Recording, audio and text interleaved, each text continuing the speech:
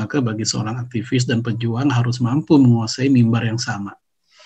Ya, sebagaimana ketika Hasan bin Thabit, ya, penyair di masa Rasulullah alaihi salatu wassalam, beliau membela Rasulullah dengan skill yang dia punya, yaitu bersyair. Ketika para penyair Quraisy, penyair Yahudi Madinah menjelek-jelekan Rasulullah lewat syair, maka beliau pun memuji, membela Rasulullah dengan syair pula.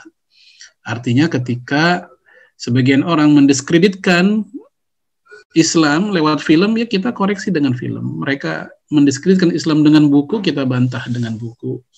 Mereka menjelek-jelekan pribadi Rasulullah alaihissalam dengan ya lukisan segala macam, ya kita ceritakan tentang kepribadian Rasulullah, tentang kemuliaannya.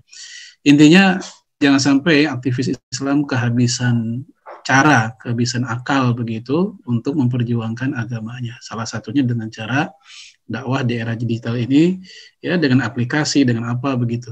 Taib. Kita masuk sebagai muqaddimah, ya makna dakwah secara bahasa atau etimologis. Ya, Al-Laits bin Sa'ad, ya, berkata bahwa dakwah itu diambil dari kata da'a, ya da'u, dakwatan, yang artinya mengajak dan menyeru. Sehingga aktivitas apapun yang kontennya berisi ajakan-ajakan, seruan-seruan, dia dakwah. Dan ini masih umum, ya, belum membicarakan dakwah Islam, ya. Sehingga ketika ada sebuah komunitas, dia punya, anggaplah grup di Twitter atau di WA, mengundang semua penghuninya untuk mengikuti ajakan mereka, ya mereka sedang berdakwah ini. Ya, tentang kontennya negatif atau positif, ya secara bahasa memang belum sampai masuk ke sana. Sehingga kalau semata-mata bahasa, dakwah itu bisa ada dua model, ada dakwah ila abwabi jahannam, ada dakwah ila abwabil jannah. Ada dakwah seruan mengajak manusia untuk ke pintu neraka jahanam, ada juga seruan agar manusia ke surganya Allah Subhanahu wa taala. Kemudian dikatakan da'a bihi, ya artinya istahdharahu, yaitu meminta dia untuk datang. Ya, mengajak dia untuk datang. Ya, kemudian juga bermakna an-nida, ya makna dari dakwah secara bahasa an-nida. Ini kalau dengar an-nida ingat majalah jadinya, ya, yang sudah almarhumah itu majalah.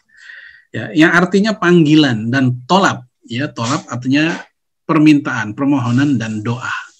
Ini semua jamaah sekalian makna dakwah secara etimologis, secara bahasa.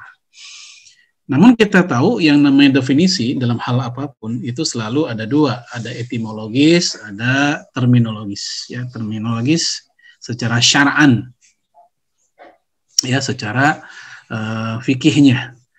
Syekh Ibrahim bin Abdullah Al-Mutlaq, ya beliau mengatakan dakwah itu upaya manusia yang memiliki kemampuan untuk memberikan nasihat, arahan yang benar dari kaum muslimin di setiap zaman dan tempat, ya, dengan mendorong manusia kepada Islam baik secara akidah dan manhaj, dan memperingatkan mereka dari selain Islam dengan berbagai metode yang spesifik. Nah, ini metode yang spesifik ini tentu bisa kita breakdown lagi, yaitu berupa metode-metode yang disesuaikan dengan zaman. Ya, masing-masing dai, masing-masing mujahid, masing-masing para pejuang Islam dengan di negaranya masing-masing itu ada budaya, ada tantangan, ada tradisi yang berbeda. Dan ketika mereka hidup juga di zaman yang tidak sama, tentu mereka juga punya sarana atau uslub, ya, yang juga tidak sama. Dan hal ini nggak ada masalah secara syar'i. Tidak ada dikatakan bid'ah dalam masalah itu, karena itu hanyalah masalah metodologi. Ya, bid'ah itu jika tujuan dakwah itu bukan kepada Allah, ya, tapi tujuan dakwah itu kepada tagut, nah itu baru bid'ah. Atau tujuan dakwah kepada makhluk supaya orang mengeluh-elukan dirinya. Jadi bukan dakwah ilallah, tapi dakwahnya ilayya, ke saya, supaya orang mengkultuskan si dai-nya. Ini yang nggak boleh. Tapi kalau semata-mata mengganti metodologi sesuai zaman atau tuntutan, ini hal yang dimaafkan. Ya, sebagaimana Rasulullah SAW diperintahkan oleh Allah, wa'iddu lahum mastata'tum min quwwah wa min ribatil khail. dan siap-siagakanlah olehmu ya kekuatan apapun yang kamu mampu. Nah, ini kan luas, kekuatan apapun yang kamu mampu. Wa miribatil khail, dan juga berupa kuda-kuda perang yang terikat, yang tertambat.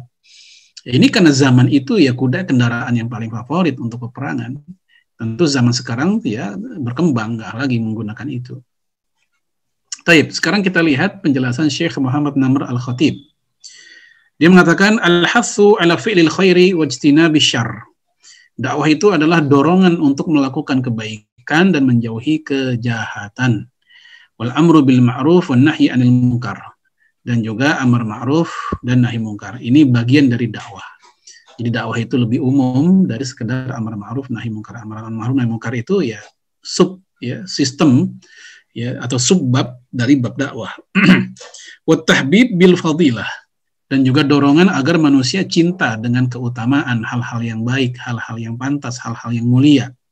Wa tanfir anir radhilah, dan juga ya menjauhkan manusia supaya mereka lari dari hal-hal yang buruk, dari hal-hal yang jelek. Wa tiba'il haqqi, dan juga agar manusia mau menjadi pengikut kebenaran. Wa nabdil batil, dan juga supaya mereka mencampakkan kebatilan. Taib, ini definisi dakwah yang disampaikan oleh para ulama kita. Adapun dalam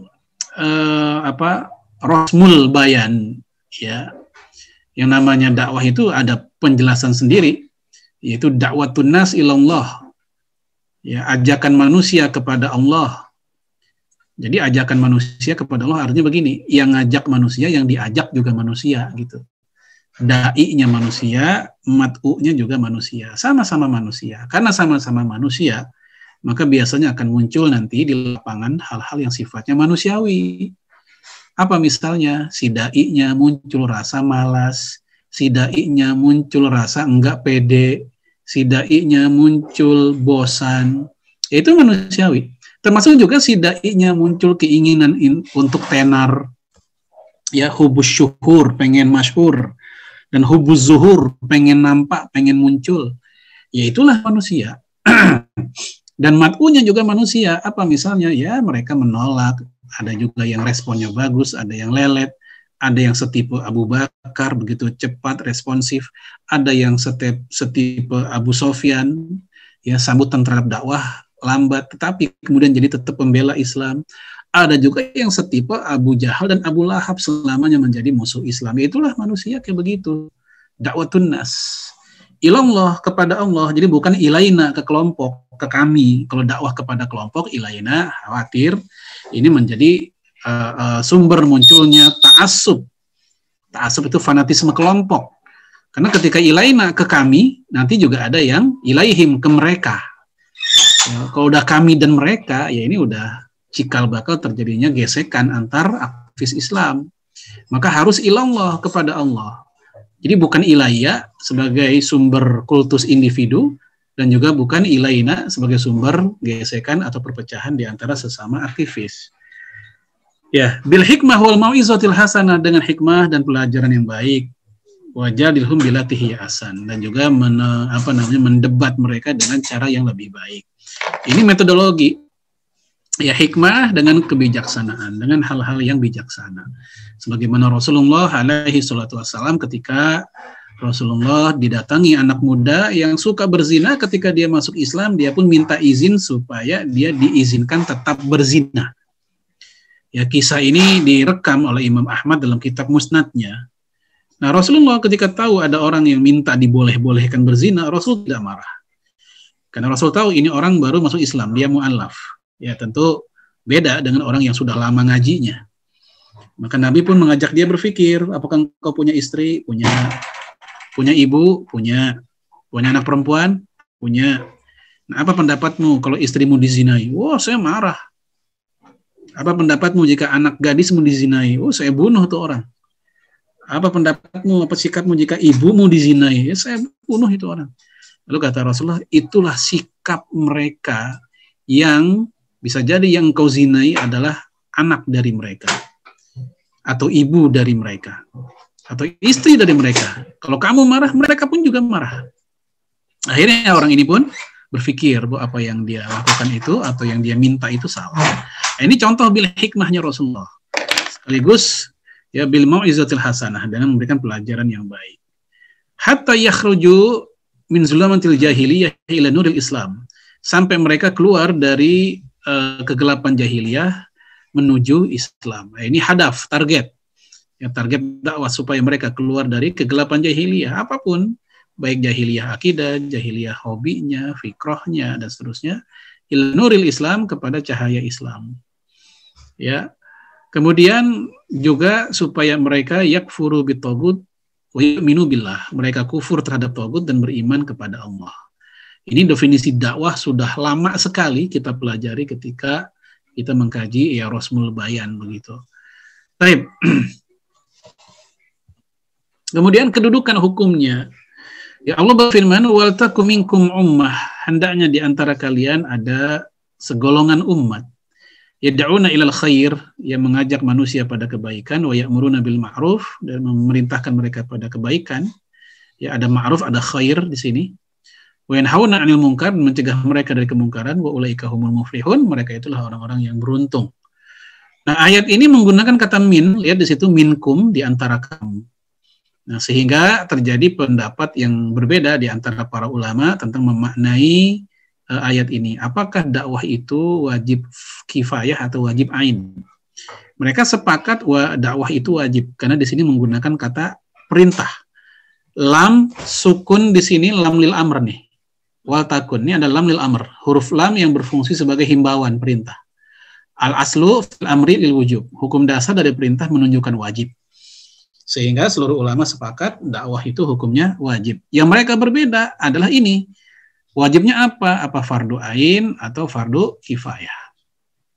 Yang bilang fardu kifayah, yaitu kewajiban sebagian saja, yang lain sudah tercover oleh mereka. Itu alasannya ini, di sini ada minkum, di antara kamu, sehingga ini bermakna tabaidi, ya, sebagian. Ya, di antara mahasiswa ada yang pakai mobil, berarti kan nggak semua mahasiswa pakai mobil, itu di antara, maka minkum di antara kamu juga demikian. Sementara ulama lain mengatakan min di sini untuk bayanul jinsi, untuk penjelas, sehingga minkum ini artinya ya antum, kamu, bukan di antara kamu, tapi ya kamu. Ya, sama seperti dalam surat yang lain, misalnya dalam surat Al-Bayyinah. Lam yakunil ladzina kafaru min, nah, itu pakai min ahlil kitabi wal musyrikina munfakina hatta ta'tiyahumul bayyinah. Nah, min di situ bukan bermakna sebagian ahli kitab dan musyrikin itu kafir, enggak. Mereka semua, ya, enggak mungkin kita katakan sebagian musyrikin itu mukmin, tidak. Min di situ bukan bermakna sebagian, tapi penegas mereka itu kafir. Bagaimana ayat ini, minkum, kamu, maksudnya bukan hanya di antara kamu, tapi emang kamu. Ya, sehingga ya sebagian mengatakan ini fardu ain. Contoh yang mengatakan fardu ain adalah Syekh Yusuf Al-Qaradawi. Ya, di mana dia mengatakan apa namanya? Ya, inna likulli akhin shadiq, sesungguhnya seorang al-akh yang shadiq, yang jujur, yang benar, la budda ayyakuna murabbiyan, ya wajib baginya untuk menjadi seorang murabbi. Ya, ini menunjukkan bahwa dakwah itu bukan sekedar fardu kifayah tapi fardu ain. Nah, dua pendapat ini masih bisa dikompromikan, thariqatul jam'i, sehingga tidak saling menganulir. Ya, pada tataran aplikasi, pendapat yang menyebut dakwah itu fardu ain ini benar, khususnya untuk jenis dakwah yang am, yang umum. Ya, seperti sekedar mengingatkan waktu sholat, puasa, ya, kebaikan lainnya. Ini kan nggak usah pakai sekolah khusus. Ya, bang, itu anak belum sholat tuh, teman-temannya udah ke masjid juga, abang juga udah pulang dari masjid, anak sendiri diemin. Apa jawaban suaminya? Ya, Mi, abang belum LC. Nggak ada hubungannya, nungguin LC dulu buat ngingetin anak sholat. Ya, ini dakwah umum, siapapun juga bisa. Ini fardu ain. Ya, ketika kita misalnya di angkot, lalu kita bawa buku atau buletin Jumat, kita baca. Kemudian ada orang yang melirik, seperti dia pengen ikut baca juga. Lalu kita kasih. Ini kan dakwah umum. Untuk dakwah jenis seperti ini, ya mudah, sehingga tanpa harus punya skill khusus, ya kita pun tinggal memberikan atau melaksanakan saja. Yang kayak begini fardu ain. Tapi kalau dakwahnya khusus, seperti berdebat dengan non-muslim tentang kebenaran tauhid Islam, atau kita mengoreksi pemahaman yang menyimpang dari misalnya Ahmadiyah atau Syiah atau apa. Ini nggak semua orang mampu. Ya, kajian kitab yang berbahasa Arab gundul di masjid-masjid atau di pesantren, ini juga nggak semua orang mampu. Untuk jenis yang seperti ini, tentu ini akan menjadi berat kalau menjadi kewajiban per kepala. Ya, fardu ain itu kewajiban per kepala. Maka yang jenis seperti ini adalah fardu kifayah. Sehingga dua pendapat ini tidak diposisikan vis-a-vis, ya, saling berbenturan, tapi justru dua-duanya benar dan bermanfaat tergantung nanti kondisi jenis dakwahnya yang seperti apa. Baik, ini tentang masalah kedudukan hukum dari dakwah.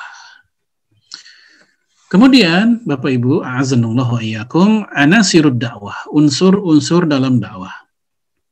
Ya, dalam Al-Qur'an Allah Subhanahu wa taala menjelaskan secara gamblang tentang unsur-unsur dakwah. Ini sudah kita angkat tadi sedikit. Ud'u ila sabili rabbik, ya, serulah manusia olehmu ke jalan Tuhanmu. Inilah yang disebut tadi ilallah, kepada Allah, yaitu kepada Islam. Bil hikmah, dengan bijaksana. Wal mau'izatil hasanah, dan juga dengan pelajaran yang baik. Hikmah ini bisa juga berarti bil ilmi, dengan ilmu. Ya, karena kadang ketika disebut hikmah dalam kondisi atau konteks tertentu maknanya bisa ilmu. Kalau hikmah diganding dengan kata Alkitab, ya, itu artinya adalah sunnah. Ya, seperti misalnya ayat huwallazi ba'atsa fil ummiyina rasulan minhum yatlu alaihim ayatihi yuzakkihim wa yu'allimuhumul kitaba wal hikmah. Alkitab wal hikmah. Alkitab Quran, al-hikmah maksudnya sunnah. Kemudian wajadilhum billati hiya ahsan, dan debatlah mereka dengan cara yang terbaik. Bukan wajadilhum billati hiya aswa. Debatlah mereka dengan cara yang terburuk, bukan, tapi yang terbaik.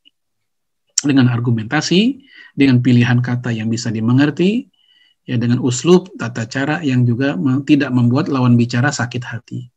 Tetapi yang udah sering terjadi kalau debat, yang terjadi adalah, ya, urat leher menegang, intonasi berubah, suara pun volumenya meninggi, kalimat pun yang tadinya sopan bisa berubah menjadi diksi-diksi yang kotor, bahkan bisa dibungkus juga dengan sumpah serapah atau laknat. Nah, ini yang nggak beres begitu. Ini konteks ayat ini kan tentang mendebat orang kafir. Lalu apa jadinya kalau kita sesama muslim? Harusnya lebih ahsan lagi. Tapi faktanya perdebatan dengan sesama muslim itu ributnya luar biasa. Hatta doktor pun kalau udah debat di medsos, walaupun dia doktor, walaupun dia profesor, kalau udah debat di medsos, itu tetap kelihatan seperti anak kecil juga. Tetap kelihatan seperti anak SD yang lagi ribut juga. Maka lebih baik tinggalkan memang. Ya, selain memang itu bagian dari pelajaran, ya, terhadap yang berdebat, yang mendebat kita. Ini juga bagian dari upaya kita menjaga muruah. Ya, sehingga para penyair mengatakan jika ada lalat di hidung selalu diusir, maka lalat itu menjadi mulia. Lalat nemplok di hidung kita, saban nemplok diusir dulu. Maka ini lalat seakan-akan penting banget dalam hidup kita, seolah-olah dia jadi mulia, itu maksudnya. Ya, kadang didiemin juga itu menjadi solusi supaya dia nggak balik-balik lagi. Nah, sama seperti mendiamkan orang-orang yang, ya, mendebat, orang-orang yang sebenarnya lebih berilmu dibanding dia, lebih baik yang lebih berilmu ini diam saja. Karena yang namanya, mohon maaf ya, singa itu nampak berwibawa karena sikap diamnya. Ya, diem-diem luar biasa singa. Sementara, mohon maaf, seekor anjing itu karena, ya, kaing-kaingnya, karena gonggongannya, karena dia menyalak begitu, justru itulah yang membuat anak kecil suka mempermainkan anjing tersebut begitu. Taib. Inna rabbaka huwa a'lamu biman dhalla an sabilih. Ya, sesungguhnya Allah lebih tahu, ya, tentang siapa orang yang tersesat dari jalannya, wa huwa a'lamu bil muhtadin, dan juga Allah lebih tahu, paling tahu, yang maha tahu siapa di antara manusia yang mendapatkan petunjuk. Kemudian dalam ayat yang lain, kul hadhihi sabili, katakanlah olehmu, inilah jalanku, ad'u ilallah, mengajak manusia kepada Allah, ala basiratin, di atas ilmu. Basirah hujjah. Ibnu Katsir mengatakan basirah hujjah, di atas hujjah. Jadi bukan di atas kebodohan, hujjah, ada dalil, ada alasan. Ya. aku, wa manittaba'ani, dan orang-orang yang bersamaku. Ya, ini menunjukkan bahwa dakwah itu amal jama'i, jangan seorang diri. Walaupun dia pintar, walaupun dia cerdas, walaupun dia kuat, tapi seberapa lama dia pintar, seberapa lama dia cerdas. Sementara musuhnya bekerja sama. Walladzina kafaru ba'duhum awliya'u ba'd. Orang-orang kafir satu sama lain saling bekerja sama. Illa taf'aluh takun fitnatun fil ard wa fasadun kabir.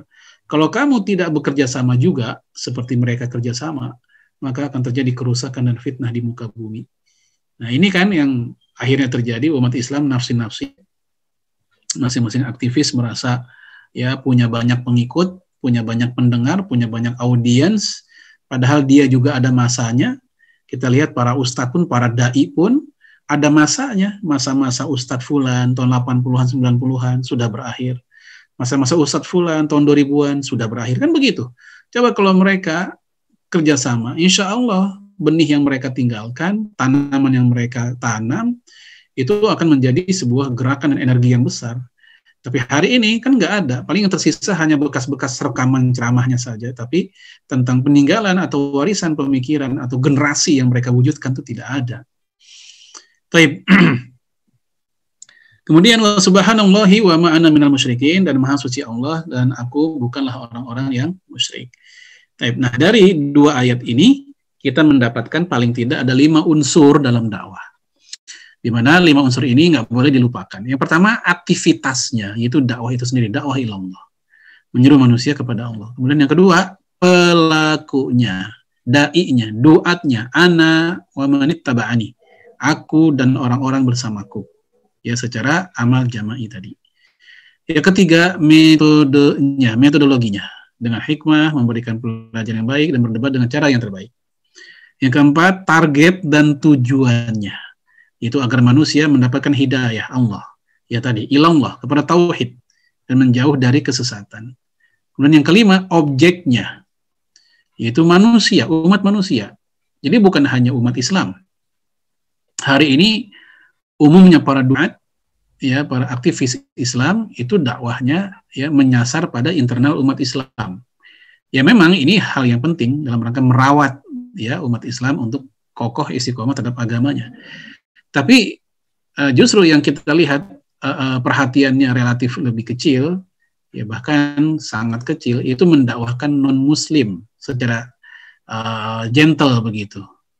Yang ada adalah kita mungkin hanya dakwah-dakwah di pedalaman ya kepada orang-orang yang memang belum beragama. Tapi untuk mendakwahi non-Muslim sebagaimana yang dilakukan oleh Rasulullah, ngirim surat ke Raja Nasrani Heraklius, datang ke Yahudi yang sakit dijenguk dan mengajak Islam. Ini hal-hal yang seperti ini kan kita hampir boleh dikatakan jarang, sangat jarang. Apalagi terbentur oleh undang-undang nggak boleh menyebarkan agama kepada orang yang sudah beragama.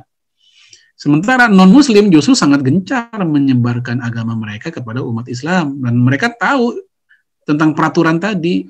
Dan mereka tahu yang mereka ajak itu adalah seorang Muslim. Dan memang sengaja mereka mengincar orang Islam yang lemah.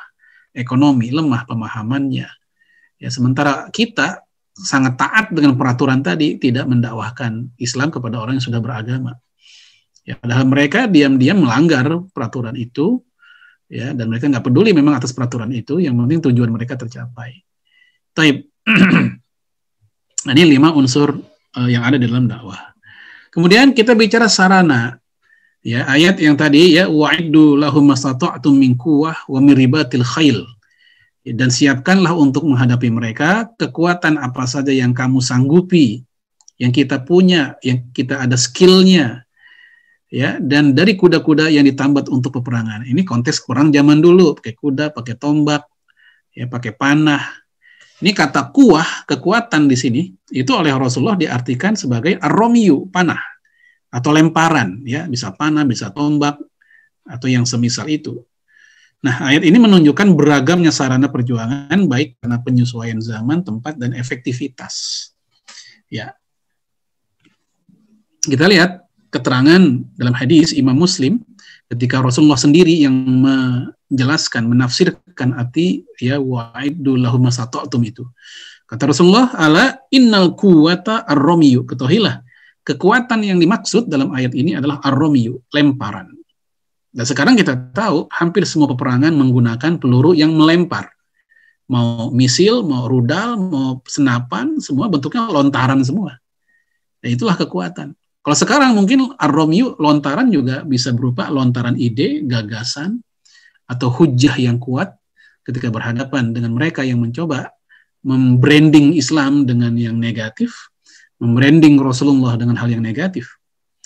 Imam Al-Qurtubi menyebutkan, qala Ibnu Abbas, al-quwwah hahuna as-silah wal qisi.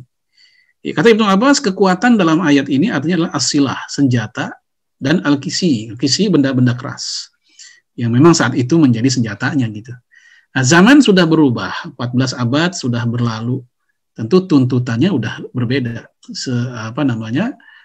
Kecanggihan zaman memaklumkan kita untuk menciptakan ya, senjata, sarana yang baru, termasuk juga sarana dakwah. Nah, jemaah sekalian, azallahu yakum, ini bagian yang perlu kita sadari bahwa kita tidak boleh jalan di tempat ya statis dalam urusan metodologi atau sarana dakwah. Nah, sarana dakwah di zaman modern ini, di abad 20, ya zamannya majalah, buku, dan TV. Ya, ceramah-ceramah agama di televisi, mulai dari mimbar agama Islam yang disiarkan TVRI, kemudian mimbar agama Islam di TV-TV swasta, itu lumayan menyedot perhatian umat Islam ya. Ada ustadz-ustadz yang kondang, yang juga hadir di dalamnya, kemudian menjadi tontonan yang ratingnya lumayan tinggi. Baik yang serius maupun yang agak sedikit ada tanda petik kocaknya, tetap masyarakat suka. Termasuk ya para aktivis Islam, aktivis pergerakan pun juga sempat ya menghiasi televisi kita. Majalah ya sampai sekarang sebagian masih ada ya, karena memang budaya e-book, budaya apalagi ya hal-hal seperti itu sekarang lebih dominan, sehingga majalah itu sekarang dalam keadaan la yamutu fiha wa la yahya, hidup enggan mati tak mau lah. Tapi memang masih ada. Buku-buku juga. Ya, buku-buku Islam itu menjadi istilahnya primadona. Walaupun diterbitkan oleh penerbit non-muslim atau toko buku non-muslim, itu yang paling laku buku Islam. Ya, waktu pameran buku, kan pameran buku di Istora dulu atau di mana ya, JCC ya, itu ada dua ya, ada Islamic, ada juga yang Indonesian ya, ada yang pameran buku Islam dan pameran buku Indonesia. Mau dua pameran ini tetap yang paling rame stand-stand buku-buku Islam. Ya, saya buktikan langsung ketika saya datang, saya masuk ke stand yang buku-buku non-muslim, buku-buku Kristen. Sepi. Pengunjungnya hanya 1-2 saja. Tapi di buku-buku Islam tuh rame sampai ngantri segala macam. Kemudian juga ada sebuah ya perusahaan buku lah ya Gramedia misalnya, itu mereka mengakui 60% buku-buku mereka yang laku tuh buku-buku Islam. Adapun buku-buku sains, buku-buku kuliah, buku-buku novel, buku-buku buku-buku Nasrani yang mereka juga jual, itu jauh penjualannya di bawah buku-buku Islam, mulai dari Al-Quran dan seterusnya. Artinya ini kan sesuatu yang sangat menggoda bagi para aktivis bahwa dakwah lewat media itu sangat efektif. Nah, zaman itu mungkin sudah berlalu. Sekarang kita masuk ke abad 21. Ya, TV masih dipakai, tapi mulai juga ada pengembangan, yaitu website, gadget, yang di dalamnya ada YouTube, medsos, dan berbagai aplikasi dakwah yang lainnya. Nah, kalau kita ketinggalan di sini, ya, ketinggalan kereta di sini, padahal ini ladang yang sangat subur untuk dakwah Islam, maka ya kita akan kalah pengaruh, kalah menciptakan opini, ya, karena memang yang mendakwah dengan model-model seperti ini, di antara salah satu pentingnya adalah menciptakan opini. Ya, coba kita lihat misalnya dalam surat Al-Jumu'ah misalnya, ya, Allah menceritakan tentang, atau surat Al-Munafikun, ya. Wa idh ra'aitahum tu'jibuka ajsamuhum wa iyaqulu tasma' liqaulihim ka'annahum khusyubun musannadah. Ya, kalau engkau melihat mereka, ya, engkau takjub ya dengan ajsamihim, dengan fisik mereka. Ya, kita takjub dengan kekuatan mereka. Wa yaqulu tasma' liqaulihim. Mereka ngomong apapun, engkau mendengarkannya. Ini kan opini. Jadi opini kaum mukminin itu dibentuk oleh perkataan musuhnya sendiri. Ya, wa yaqulu tasma' liqaulihim ka'annahum khusyubun musannadah. Padahal mereka itu bagaikan papan yang disender. Ya, papan yang disender itu kan lemah, tinggal senggol juga jatuh. Tapi kenapa mereka walaupun lemah, tapi kok dalam pertarungan kayaknya kita nih susah banget mengalahkan mereka. Ya, kita yang kalah begitu. Karena bisa jadi mereka walaupun seperti papan yang disender, kalau kita seperti buih di lautan. Di akhir zaman umat Islam digambarkan kayak begitu, seperti buih di lautan. Ya, kagutha ithail kata Nabi, bagaikan buih di lautan. Ya, karena kena penyakit yang namanya wahan, hubud dunia wa karahiyatul maut. Nah, ladang dakwah menggiurkan, yaitu pengguna internet di Indonesia pada awal 2021 ini mencapai 202,6 juta jiwa. Ini kata Kompas. Ya, anggaplah dari pengguna ini 80%-nya Muslim. Ya, sebagaimana jumlah itu ya untuk jumlah penduduk Indonesia juga kita anggaplah 80%. Ya, sensus tahun 2010 jumlah kaum muslimin 87%. Ya, antum semua bisa buka di website resmi BPS, itu ada sensus 2010 berdasarkan agama Islam 87, berapa persen gitu. Nah, sensus 2020 yang baru lalu itu nggak ada item agama. Ya, saya nanya langsung kepada seorang ikhwan yang kerja di sana, alasannya nggak ada ditulis agama karena ya masalah pandemi sehingga tatap muka pun tidak lama-lama. Nah, salah satu yang dihilangkan adalah item tentang agama. Kalau misalnya apakah betul itu alasan utama dari pihak penyelenggara sensus, ataukah mungkin ada hal yang lain ya? Ya, tapi ya ini terlepas dari itu, bahwasanya di Indonesia pengguna internet itu sangat banyak. Ini ladang yang sangat luar biasa, yang sangat luas untuk dakwah melalui media sosial secara online. Ya. Kemudian Indonesia masuk dalam 10 besar negara yang kecanduan media sosial. Ya, terlepas dari itu hal yang negatif ya. Kecanduan mah udah nggak ada yang positif kalau kecanduan. Ya kalau kecanduan tilawah mah ya bagus. Ya kecanduan tilawah, kecanduan dakwah, apalagi kecanduan dakwah, cakep gitu. Nah ini dalam hal yang negatif biasanya istilah kecanduan yang digunakan itu.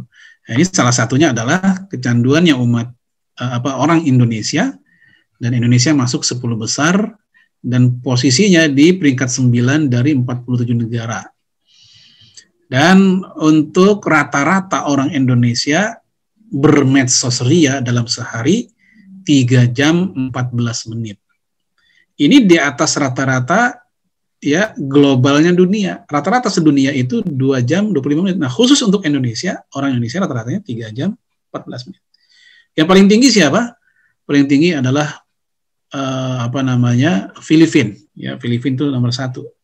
Ya, Indonesia masih di bawahnya. Jadi kita bisa bayangkan 3 jam mata manusia rata-rata di Indonesia itu melototin medsos.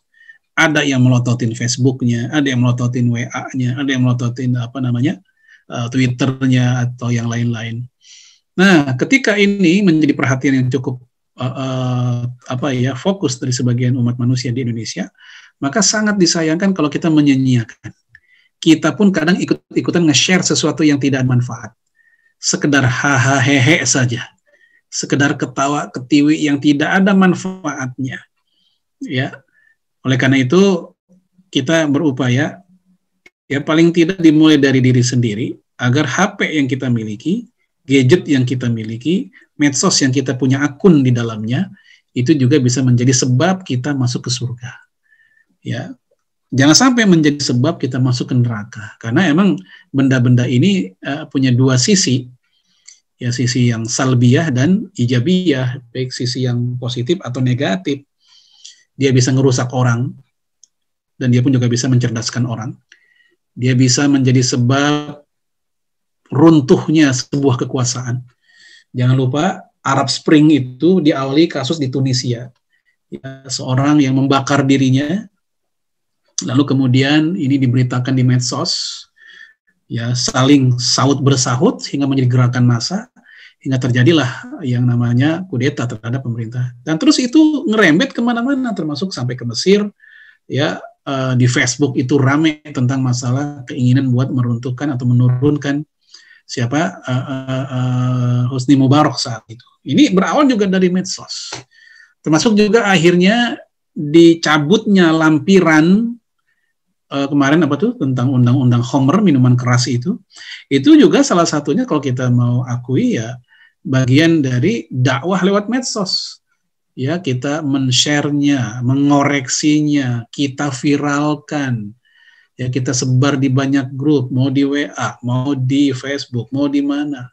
Hatta orang-orang yang sebenarnya ya apa istilahnya pro kepada pemerintah pun juga nggak suka dengan kebijakan itu.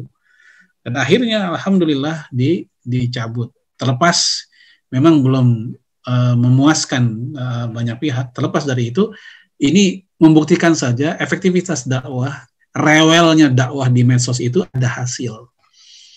Maka ketika kita punya pengalaman ditambah dengan fakta sejarah di hadapan kita, lalu kemudian ini kita sia-siakan hanya untuk sekedar numpang selfie, numpang eksis, maka itu sangat disayangkan. Ya, Nabi mengatakan dalam hadis Imam Tirmidzi, ya min husnil islamil mar'i tarkuhu ma la ya'ni. Di antara ciri-ciri bagusnya keislaman seseorang adalah dia meninggalkan sesuatu yang tidak bermanfaat. Maka supaya medsos kita mendatangkan ridho Allah, cinta Allah, dan bernilai jihad, maka manfaatkanlah medsos kita atau apa namanya semualah yang kita miliki yang online itu ya dengan konten-konten dakwah, konten-konten keislaman. Yang punya skill IT ya silakan gunakan skillnya itu. Mohon maaf buat khususnya Bapak Ibu yang punya anak apa istilahnya memang dia passionnya ke sana. Ini jangan dihalangi. Ya, untuk menjadi pejuang Islam itu nggak harus di bagian ulumus syar'i. Ya, ulumus syar'i menjadi guru-guru kita, iya. Tapi kalau untuk menjadi pejuang Islam di posisi manapun bisa. Ya, dia masuk misalnya apa? Jurusan teknologi informasi. Ya, dia bisa menggunakan itu sebagai perjuangan Islam. Ya, dia masuk ke ekonomi. Jangan dikira masuk ekonomi itu urusan dunia doang. Dia bisa ya mencoba menjadikannya sarana untuk memerangi riba misalnya. Dia mempelajari ekonomi syariah. Jadi insya Allah banyak mimbar untuk tetap berkarya memperjuangkan agama ini, dan semuanya insya Allah sama-sama tidak disepelekan. Ibarat mobil, setir, ban, bensin, atap, rem, semuanya ada peran. Walaupun ada yang ukurannya kecil, ada yang sangat kelihatan. Yang sangat kelihatan apa? Ya bodi, ya ban. Ya, yang nggak kelihatan apa? Baut-baut kecil itu nggak kelihatan. Tapi kalau mereka tidak ada, hancur itu mobil. Maka peran dakwah Islam juga demikian. Ada di antara kita yang memang muncul namanya, ya para ustadz yang muncul namanya, atau para aktivis yang muncul namanya. Tapi ada di antara mereka yang sangat berpengaruh di belakang layar, yang orang nggak tahu, ya tanpa mereka mungkin akan berantakan dakwah Islam. Nah ini jangan sampai ada di antara kita meremehkan satu sama lain dalam gerakan dakwah. Wallahu a'lam. Saya kembalikan ke moderator. Hadanallahu wa ijma'in. Assalamualaikum warahmatullahi wabarakatuh. Waalaikumsalam warahmatullahi wabarakatuh. Jazakallahu khairan katsiran kepada Ustadz Farid Nu'man Hasan yang telah menyampaikan materinya tentang urgensi dakwah di era digital ini. Ya sama-sama kita tahu dan kita simpulkan dari presentasi ini adalah dakwah itu artinya mengajak dan menyeru. Tentu yang kita seru ini adalah kepada ke jalan Allah Subhanahu wa taala. Dan dakwah ini haruslah niatnya adalah lillahi taala gitu. Dan target dakwah itu harus keluar dari jahiliyah menuju kepada cahaya Islam. Adapun metodenya, bagaimana metode penyampaian dakwahnya yang Ustadz tadi telah sampaikan di surat An-Nahl ayat 120, yaitu ud'u ila sabili rabbika bil hikmah wal mau'idati hasanah wajadilhum billati hiya ahsan. Ya, itulah yang kita harus menggunakan metodenya Allah Subhanahu wa taala. Sedangkan medianya bisa offline maupun online. Dan ini adalah sarana aktivis dakwah kita di online, harus kita seru kepada yang ma'ruf dan mencegah kepada yang mungkar. Untuk sesi tanya jawab mungkin terkait terhadap tema urgensi dakwah ini, tafadhol Pak Ifatufillah, kalau ada yang mau ditanyakan kepada Ustadz Nukman, silakan langsung di unmute speakernya atau lewat chat. Silakan, ada yang mau bertanya? Saya Pak Rawindro. Ya, tafadhol, silakan. Pak. Ya. Assalamualaikum Ustadz Nukman. Waalaikumsalam warahmatullahi wabarakatuh. Ya, nama saya Sugiarto. Mau izin tanya. Ustadz, di masa pandemi ini kan kita kajian ya, banyak menggunakan cara online dengan Zoom seperti ini ya. Karena salah satunya adalah tujuan dengan aturan protokol kesehatan, mengurangi kerumunan dan lain-lain. Nah, misalnya kalau nanti pandemi sudah selesai, apakah cara seperti ini masih relevan untuk dijalankan, yaitu dengan kajian melalui online seperti ini? Iya. Betul, Ustaz. Baik, jazakallahu khairan. Salah satu sudut pandang atau perspektif yang mesti ada dalam pikiran kita ketika Allah menguji hambanya dengan musibah, bahwa tidak selalu musibah itu negatif ya. Ada hal positif yang bisa kita ambil, dan memang bagi seorang muslim semua keadaan itu tetap ada hal yang membuat dia optimis. Ajaban lil amil mu'min, sungguh mengagumkan urusan orang-orang beriman, kata Rasul. Inna amrahu kullahu lahu khair, semua keadaan bagi mereka adalah baik-baik saja. Wa dzalika laisa illa lil mu'min, dan semua itu nggak bisa diambil, nggak bisa disikapi kayak begitu kecuali bagi orang beriman. Idza asabathu dharra sabara, kalau mereka kena yang nggak enak, yang musibah, mereka bersabar. Wa idza asabathu sarra, kalau mereka dapat yang enak-enak, maka mereka syakara, bersyukur. Wa dzalika khair wa kana khairullah, dan itu baik bagi mereka, semua keadaan baik. Nah, ternyata salah satu hal positif yang kita dapatkan di masa pandemi ini, kita menggunakan media Zoom untuk taklim seperti ini. Dulu kita mana kepikiran pakai Zoom, pakai Google Meet dan macam-macam, nggak kepikiran kita. Ya, ternyata kita menggunakannya sehingga jadi relatif murah meriah, yang harusnya ketemu di satu tempat, berongkos, kadang menjemput ustadznya atau ustadznya datang sendiri, atau kadang kita pun memerlukan konsumsi, kalau di tempat tertentu disiapin dulu, nyewa gedung juga, dan segala macam yang biasa umum terjadi dalam kajian-kajian yang kopdar begitu. Kalau dengan cara seperti ini, ya insya Allah relatif lebih tertekan secara biaya dan seterusnya. Ini kalau kita ngambil sisi positifnya seperti itu, ya. Kemudian apalagi buat mereka yang lagi sibuk pun tetap bisa melakukannya atau mengikutinya walaupun sedang dalam keadaan sambil nyupir, ada yang sambil aktivitas yang lain. Dan ini kadang yang kita pun memaklumi, aslinya dia nggak bisa ikut aslinya, tapi dia pun akhirnya menghargai panitia, dia tetap ikut walaupun dalam kondisi yang tidak total begitu.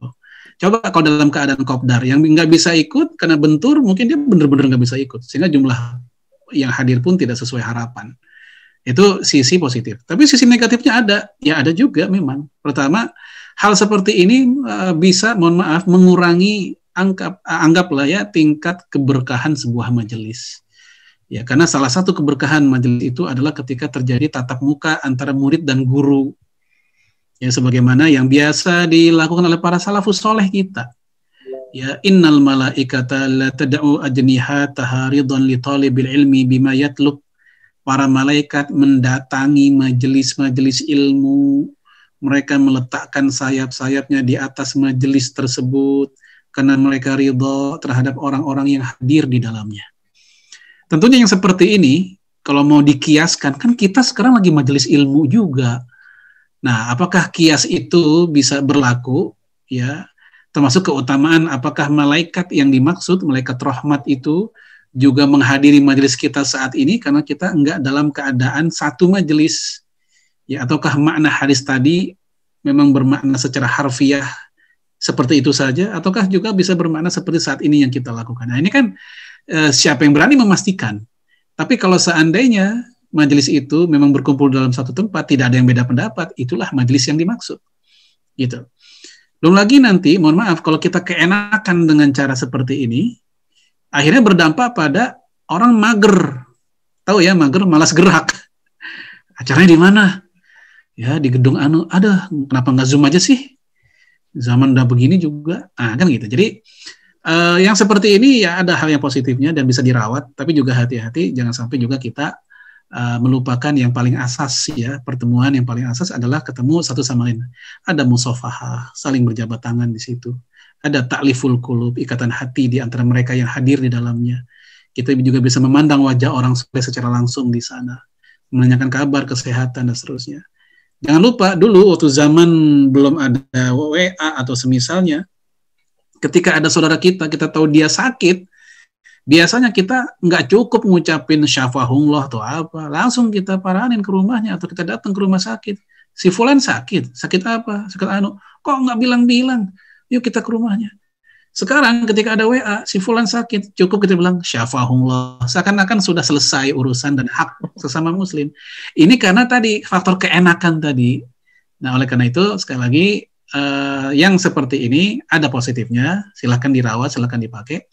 Tapi ketika berdampak pada, mohon maaf, kita menjadi manja, lembek, sehingga kita melupakan yang paling asas, yaitu berkumpul bersama umat Islam, berkumpul dengan orang-orang soleh dalam sebuah majelis, dan semisal itu, ya ini jangan sampai juga dilupakan. Ulang miswab. Ya.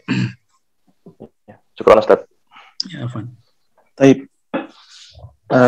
Ada yang lain? 2 pertanyaan lagi mungkin bisa ditanyakan kepada Ustadz. Assalamualaikum. Ya. Waalaikumsalam warahmatullahi wabarakatuh. Saya Panut dari Haji Ustaz. Ya Ustaz. Ustaz. Ya. Ya, kedengeran. Terima kasih Ustaz atas materi yang disampaikan tadi. Begitu membuka wawasan bagi kita semua tentang bagaimana berdakwah di medsos, Ustaz. Nah, pertanyaan saya nih, gini Ustaz. Ada seorang Ustaz yang ahli bisnis, beliau di bidang peternakan dan pertanian, Ustaz. Ya. Beliau menge-share berbagai macam ilmunya di media sosial, teori-teorinya maupun tulisan-tulisannya tentang bisnisnya.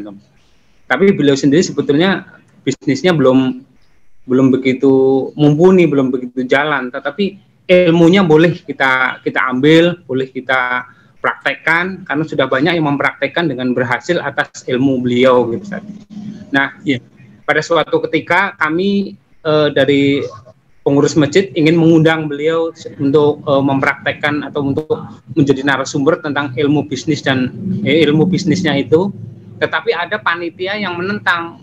Kalau beliau diundang juga buktinya nggak ada, kenyataannya nggak ada, tetapi kan hanya ilmunya, hanya tulisannya, hanya teori-teorinya, walaupun mungkin ada jamaah sebagian yang menerapkan ilmu maupun teori-teori beliau itu udah mumpuni, udah mapan, udah berjalan dengan baik.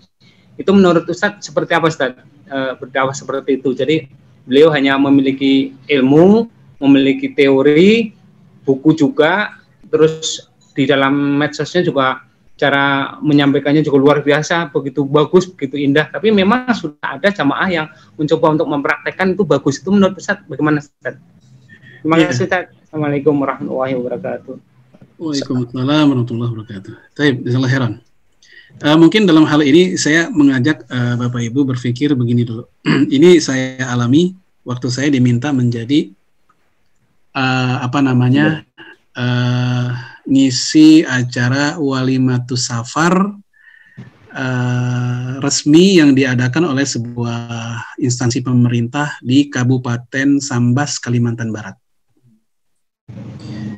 Saat itu saya masih tinggal di sana 2 tahun, ada tugas dakwah di sana. Nah, saya datang lebih dulu ketika peserta dan panitia belum lengkap. Saya datang masih sepi dan saya duduk di tempat yang menurut saya paling nyaman, paling adem lah begitu. Saya duduk di situ. Datanglah panitia, negor saya. Ya, Pak, saya mau nanya, Bapak udah haji belum? Saya bilang, belum, saya belum haji. Oh, ini kursi, ini panggung, ini khusus buat yang sudah haji. Karena Bapak belum haji, nggak boleh di sini. Oh gitu. Ya udah, saya pindah, saya ke tempat yang biasa lah gitu. Kemudian tamu datang dan mulai ramai dan seterusnya. Lalu ketika acara dimulai dan saya diminta untuk maju untuk memberikan tausiah tentang masalah haji mabrur begitu. Nah, selesai acara, si panitia tadi bilang ke saya, oh Bapak yang ngisi, iya, bilang kayak dari tadi, gitu. Nah, itulah kondisi masyarakat kita kayak begitu. Ya, maksud saya begini, jadi walaupun saya belum haji, ya, saya diminta untuk membicarakan tentang fikih haji, dan saya tahu secara teorinya, saya sampaikan. Kenapa? Karena kita nggak boleh kitmanul haq, ya kitmanul ilmi, menyembunyikan ilmu atau al-haq yang kita sudah tahu, nggak boleh. Lah, bukankah enggak termasuk kaburomaktan? Beda, kaburomaktan itu orang yang punya ilmu tapi enggak mau menjalankan. Beda dengan orang yang punya ilmu tapi belum mampu menjalankan. Itu dua hal yang berbeda. Ya, saya udah tahu belajar fikih zakat. Tapi dalam kehidupan sehari-hari saya nggak pernah berzakat. Gara-gara apa? Memang Allah belum ngasih saya rezeki untuk berzakat. Ya, secara ilmu teori zakat, fikihnya saya paham. Tapi begitu ditanya, udah pernah berzakat belum? Saya bilang, ya saya belum, paling zakat fitrah doang. Nah, itu mah udah biasa gitu kan, itu murah meriah. Tapi zakat, ya seperti zakat perhiasan, segala macam. Ya karena kita nggak punya, ya kita nggak mengeluarkannya. Bukannya karena kita gagal di situ, tapi karena ada barrier, ada penghalang yang membuat kita pun tidak bisa melaksanakan apa yang kita ilmui. Nah, itulah cara pandang kita termasuk kepada saudara kita tadi. Dia paham teori bisnis segala macam, dia mungkin banyak bacaannya, termasuk juga pengalaman orang lain yang dia bisa kumpulkan, dan semua itu dia berbagi kepada kita, tips-tipsnya ditaruh di medsosnya. Ya bagi saya ini orang dermawan, karena ada orang tertentu yang sukses pun nggak mau berbagi dengan alasan itu rahasia dapur, kan begitu. Nah sementara dia ya sukses atau tidak itu kan nanti ujung-ujungnya urusan ya qadarullah kepada orang-orang yang berusaha. Yang penting dia sudah memberikan tipsnya seperti ini. Ya kalau bahasa hadis, ikatlah ontakmu baru tawakal. Ada usaha dulu, ada ikhtiar baru tawakal.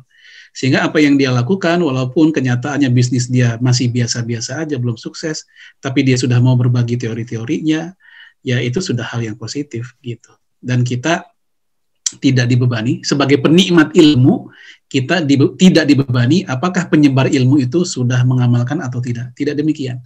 Makanya para ahli hadis atau para perawi hadis yang jumlahnya ribuan mereka meriwayatkan hadis, apakah mereka sudah mengamalkan ribuan isi hadis itu? Kan belum tentu juga.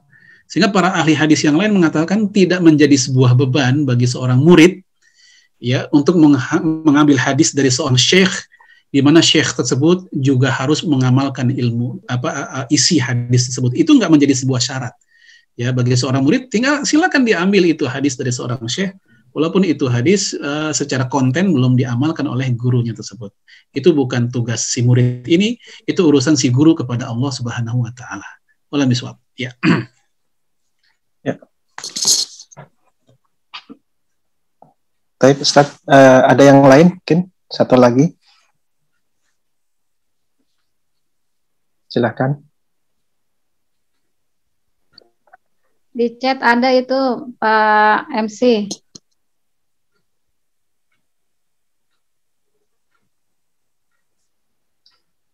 Oh, ya. Ustaz, ini ada pertanyaan lewat chat ini. Assalamualaikum Ustaz. Apa hukumnya menggunakan software bajakan untuk membuat konten dakwah online? Baik. Di tahun 90-an, di zaman masih pakai CD ya, compact disc itu, ya belum pakai flash disk, dulu belum ada lah. Atau mungkin udah tapi kita nggak tahu aja ya. Syekh Utsaimin, ulama Saudi, itu pernah ditanya tentang sebuah seorang mahasiswa yang suka merekam murotal, ya dia beli CD kosong dan direkam. Sementara di murotal itu ada tulisan hak cipta dilindungi undang-undang lah begitu. Lalu Syekh Utsaimin menjawab atau nanya balik, apakah si mahasiswa itu menjualnya untuk kepentingan pribadi, kepentingan bisnis? Dijawab tidak. Dia hanya pakai buat pribadi aja, untuk belajar, ya bukan untuk nyari uang lah intinya. Kalau buat nyari uang kan itu bisa merugikan produsen aslinya. Lalu kata Syekh Utsaimin, kalau itu untuk hasilnya untuk dijual belikan, untuk nyari keuntungan, ini haram, ini nggak boleh. Selain memang itu barang bajakan jadinya. Tapi kalau dia menggunakan itu ya untuk pribadi saja, ya untuk kepentingan pribadi, ya maka hal ini tidak ada masalah. Ya tidak ada masalah. Nah, untuk yang ditanyakan tentang software bajakan, kalau itu tidak dijual belikan, tapi hanya untuk konten isi ya, dakwah Islam, apakah itu dibolehkan? Maka ini menjadi bagian yang abu-abu. Ya, kenapa? Karena di situ ada unsur dakwah yang dicampur ya dengan cara mengambil sesuatu yang sebenarnya bukan haknya dia. Ini dari hal yang ini kan barang bajakan, nggak asli atau apa. Nah, barang bajakan dia menjual ke kita, berarti dia nyari untung tuh si penjualnya. Nah, kita sebagai konsumennya, seakan-akan kita bekerja sama. Nah, jadi ya masalah kita kerjasama dengan orang seperti itu, seakan-akan kita menjadi penadahnya, walaupun kita kemudian menggunakan buat dakwah. Itu wilayah abu-abu. Maka kalau seandainya kita punya yang asli, kita beli laptop atau segala macamnya sejak awal sudah asli, atau kalaupun yang enggak asli tapi diizinkan oleh yang punya yang asli itu, ya diizinkan untuk mendownload aplikasinya, ya maka hal ini nggak ada masalah. Kalau memang udah diizinkan oleh yang punya, ya. Tapi kalau tidak, itu memang bajakan atau gimana, namun ini buat dakwah, maka yang seperti ini saya khawatir masuk kategori la talbisul haqqo bil batil. Jangan campurkan antara hak dan batil. Ya khawatir dakwahnya malah nggak berkah. Maka usahakan selama kita masih punya, masih mampu untuk pakai yang asli, gunakanlah yang asli. Ya kalau itu dipakai buat kepentingan pribadi, maka tadi ada fatwa yang mengatakan nggak ada masalah karena tidak digunakan untuk jual beli. Wallahu bisawab. Baik, jazakallahu khairan katsiran Ustaz. Ustaz, afwan satu lagi boleh Ustaz ya? Iya. Pertanyaan ini dari Ibu Adayanti. Assalamualaikum warahmatullahi wabarakatuh. Izin bertanya Ustadz tentang dakwah kepada non-muslim dengan benturan undang-undang. Lalu bagaimana sebaiknya umat Islam menyikapi ini? Sedangkan dari kubu non-muslim malah gencar dakwahnya. Demikian Ustadz. Ya, memang ini menjadi dilema ya. Umat Islam itu memang taat hukum. Ya. Saking taatnya kita pun nggak mau mendakwahkan non-muslim kepada Islam, sementara mereka gencar mendakwahkan agama mereka kepada umat Islam. Ya ini juga kembali kepada ketegasan pemerintah juga, atau tim apalah dari pemerintah untuk menindak ya mereka-mereka yang seperti itu. Atau kalau mau fair ya fair sekalian. Ya, kita teringat dengan belum lama ada ide dari Kemenak ya, bahwa madrasah dibolehkan diajar oleh non-muslim. Masih ingat nggak tuh kemarin tuh isunya kan? Oh iya. Sekolah-sekolah Islam diizinkan non-muslim buat mengajar. Lalu kemudian banyak kecaman. Sebenarnya kalau kita mau fair, ya udah kalau gitu sekolah Kristen pun juga boleh dong diajar ustadz di sana kan gitu. Sebagaimana mereka boleh masuk ke madrasah sanawiyah dan aliyah kita, maka kita pun para ustadz yang justru banyak yang lebih cerdas dalam masalah urusan trinitas, juga dipersilakan datang ke sekolah-sekolah mereka ya biar bisa mengoprek-ngoprek lah begitu konsep trinitas mereka. Tapi kemudian kan ide ini kemudian hilang begitu aja. Jadi sebenarnya kalau kita mau fair ya kita bisa gitu. Nah, yang seperti tadi masalah undang-undang yang melarang menyebarkan agama kepada orang sudah beragama, ya tetap bagi seorang muslim kita mentaati hal itu. Kita tunjukkan akhlak karimah kepada mereka. Ya kita ada dakwah dengan cara yang lain, yaitu dakwah bilhal, di mana pepatah mengatakan lisanul hal afsah min lisanil maqal. Yang memberikan keteladanan, contoh yang baik, akhlak yang mulia, itu lebih tajam pengaruhnya dibanding sekedar lisan. Maka dakwah seperti inilah yang bisa kita gunakan selain secara hukum negara aman-aman aja. Kemudian di hadapan non-muslim pun semoga ini menjadi sebuah pesona di mata mereka kepribadian seorang muslim. Kecuali kalau memang ada forum yang memang resmi diizinkan oleh kepolisian, yaitu diskusi tentang Trinitas misalnya. Nah, itu ajang tuh buat kita atau buat para pakar Kristolog Islam untuk yang mengoreksi mereka. Seperti yang pernah terjadi di Indonesia, kolosal yang dilakukan oleh Zakir Naik 2 atau 3 tahun yang lalu. Dan alhamdulillah, Masya Allah, hasilnya cukup luar biasa. Ya mungkin lebih dari puluhan non-muslim yang masuk Islam, baik yang di daerah ini, yang di Bandung, yang di Bekasi, kan ada yang di Stadion Bekasi, yang di Bandung juga, itu cukup banyak yang masuk Islam. Kalau di total mungkin puluhan. Ini resmi. Ya mungkin hal-hal seperti ini juga bisa kita lakukan lagi, supaya secara hukum tetap sah, hukum negara tetap sah begitu. Kemudian secara pemikiran kita bisa lebih fair lagi, nggak lagi sembunyi-sembunyi. Berbeda dengan mereka, nggak dengan ilmu, mereka nyebarin agama mereka bukan dengan ilmu, tapi dengan ekonomi, dengan tawaran beasiswa. Ya, dan semisal itu ya memang ini menunjukkan kelemahan hujah mereka.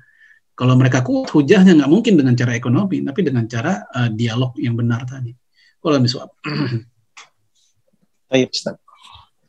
Alhamdulillah seluruh rangkaian acara kita sudah selesai dan sesi tanya jawab pun sudah. Saya kalau apabila ada yang ingin bertanya lebih lanjut kepada Ustadz bisa melewat email Ustadz maupun ke WA Ustadz, nanti akan di-share.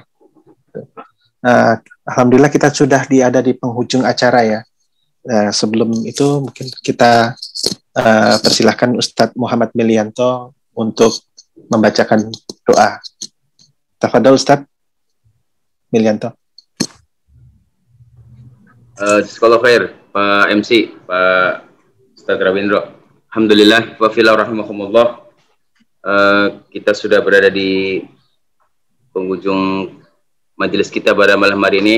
Semoga Allah Subhanahu wa taala memberikan keberkahan sekali lagi kepada majelis kita insyaallah dengan menyempatkan waktu luang kita di hari Ahad malam ini. Dan semoga niatan kita insyaallah Allah catat sebagai amal kebaikan di yaumil akhir nanti. Marilah kita tundukkan hati-hati kita.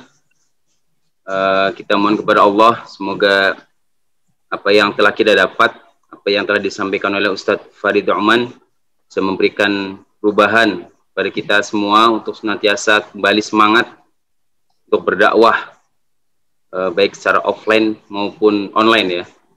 Mari kita istighfar. Astaghfirullahaladzim, astaghfirullahaladzim, astaghfirullahaladzim.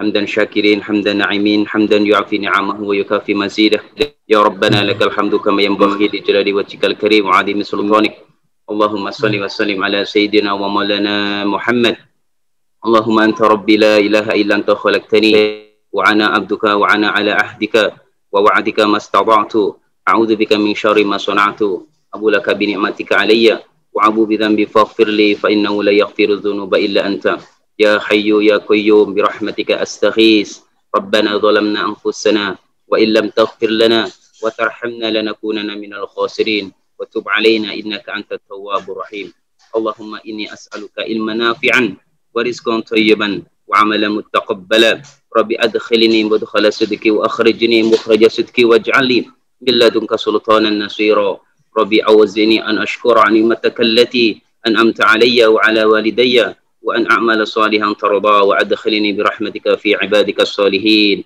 اللهم إنك تعلم أن هذه القلوب قد استمعت لمحبتك والتقت على طاعتك وتوحدت على دعوتك وتوحدت على نصرة شريعتك فبثك اللهم ربطتها وأدم مدها وادها سبلها واملأها بنورك الذي لا يخبوه واشرح صدورها بفيض الإيمان بك وجمل التوكل عليك وحي بمعرفتك وأمت على الشهادة في سبيلك إنك نعم المولى ونعم النصير إنك نعم المولى ونعم النصير إنك نعم المولى ونعم النصير اللهم آمين وصلى الله على سيدنا محمد ربنا آتنا في الدنيا حسنة وفي الآخرة حسنة وقنا عذاب النار بفضلك سبحان ربك رب العزة عما يصفون وسلام على المرسلين والحمد لله رب العالمين.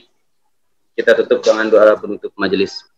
Subhanakallahumma wa bihamdika asyhadu an la ilaha illa anta astaghfiruka wa atubu ilaik. Assalamualaikum warahmatullahi wabarakatuh. Jazakumullah khairan katsiran kepada para partisipant dan hari ini sudah ada sekitar 74 ya yang hadir di webinar kita ini gitu. Dan Kami ucapkan jazakallah khairan kasir kepada Ustadz Farid Nu'man atas waktu dan tempatnya, dan insya Allah kita bisa dapat berjumpa kembali nantinya. Dan ilmu yang Ustadz berikan akan bermanfaat buat kami dalam melaksanakan aktivitas dakwah keseharian kami. Baik, kita sama-sama kita tutup dengan hamdalah. Alhamdulillahirabbil alamin. Subhanakallahumma wa bihamdika asyhadu an la ilaha illa anta astaghfiruka wa atubu ilaik. Billahi taufik wal hidayah. Wassalamualaikum warahmatullahi wabarakatuh. Waalaikumsalam warahmatullahi wabarakatuh. Jazakallah khair Ustaz. Baik, kita pamit dulu ya, Awan. Ya, Ustaz. Baik Ustaz, jazakallah khair.